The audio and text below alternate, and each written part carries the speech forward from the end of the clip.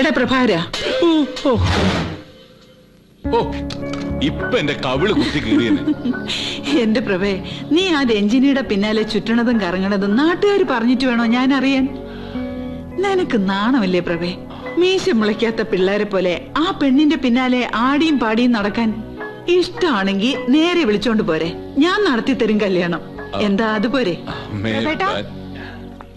ആഹാ, ആരായി വന്നിരിക്കുന്നേ?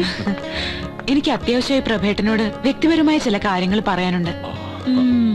ഇപ്പൊ പ്രഭേട്ടൻ മാത്രമേ കേൾക്കാൻ പാടുള്ളൂ. അതുകൊണ്ട് അമ്മായി സോറി കേട്ടോ. പ്രഭേട്ടനൊന്ന് വന്നേ.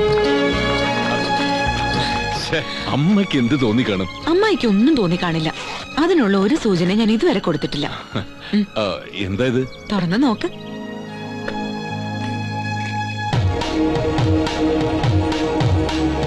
ഈ താലി